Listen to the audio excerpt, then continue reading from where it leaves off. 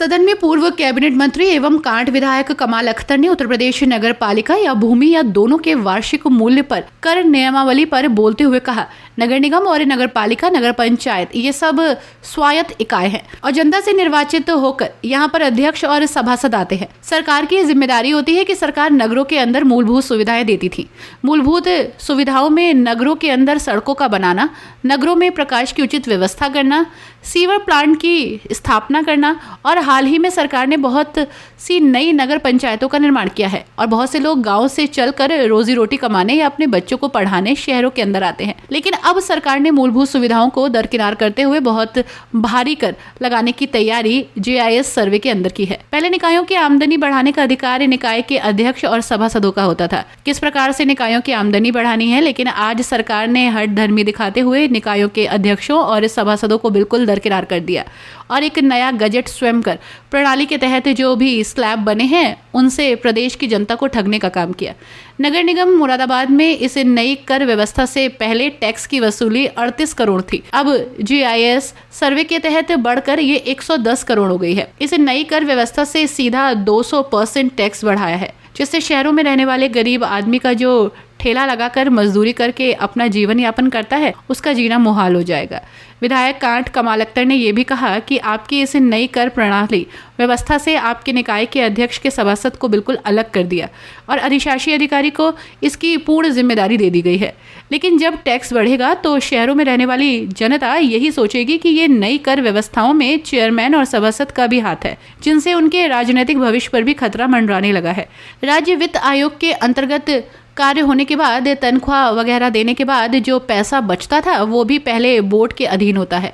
प्रधानमंत्री आवास पर भी आपने इतना टैक्स बढ़ा दिया, जबकि ये प्रधानमंत्री आवास गरीबों के लिए ही सरकार देती है। अब आप ये बताइए, ये गरीब कहाँ से टैक्स देगा? उन्होंने कहा कि मैं मांग करता हूँ कि बोर्ड के अधिकारों को अर्थात निकाय के अध्यक्षों के अधिकारों को इस हद तक निष्क्रिय नहीं किया जाना चाहिए और टैक्स में इतनी भारी बढ़ोतरी को भी कम किया जाना चाहिए। जो लोग प्रधानमंत्री आवास में रह रहे हैं उनसे टैक्स नहीं लिया जाए। मुरादाबाद को स्मार्ट सिटी बनाने के लिए कहा गया तो जरूर, लेकिन मुरादाबाद में 1 या 2 जगहों पर ही विकास कार्य चल रहा है कि सरकार नगरों के अंदर मूलभूत सुविधाएं देती थी। मूलभूत सुविधाओं में नगरों के अंदर सड़कों का बनाना, सफाई व्यवस्था करना, सीवर प्लांट का स्थापना करना और प्रकाश व्यवस्था करना, ये सारी मूलभूत सुविधाएं सरकार की जिम्मेदारी होती थी। और ये अभी सरकार ने बहुत सारी नई नगर पंचायतों का निर्माण किया है और अभी पूरे उत्तर प्रदेश के अंदर और देश के अंदर बहुत सारे ऐसे लोग हैं जो गांव से चलकर शहर की ओर रोजगार के लिए या अपने बच्चों को पढ़ाने के लिए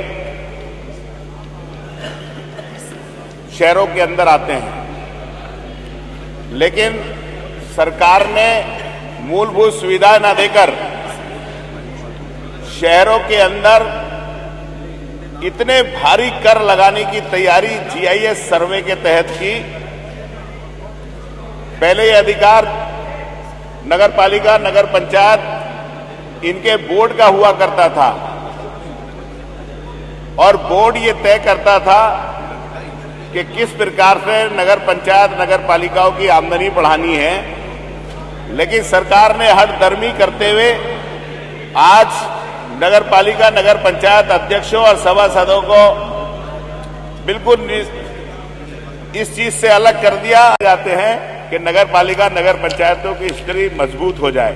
लेकिन मंत्री जी, जिस तरह का ये गजट किया गया है, इस गजट के बाद शहरों में रहने वाले गरीब आदमी का जीना दूभर हो जाएगा और उस पर डबल मार हो जाएगी। एक तो हम लोगों का अनुरोध है कि इस टैक्स को कम किया जाए, दूसरा जिस तरह से सारे अधिकार ईओस को और अपर मुख्य अधिकारी को दिए गए उनको रोका जाए, और तीसरा जो आपके स्मार्ट सिटी मेरे यहाँ नगर पालिका, नगर पंचायत कांट आती है, अगवानपुर आती है, बागबड़ा आती है, मेरे यहाँ पर आपके नगर पालिका उमरी कला आती है, इन सारी जगह गरीब लोग रहते हैं। गरीब लोग अपने बच्चे पढ़ाने वहां पे आ रहे हैं। तो मंत्री जी, ये अकेले मेरा या मेरे क्षेत्र का नहीं, बल्कि पूरे उत्तर प्रदेश के पक्ष के हों या विपक्ष के विधायक हों, सब लोगों की ये समस्या है।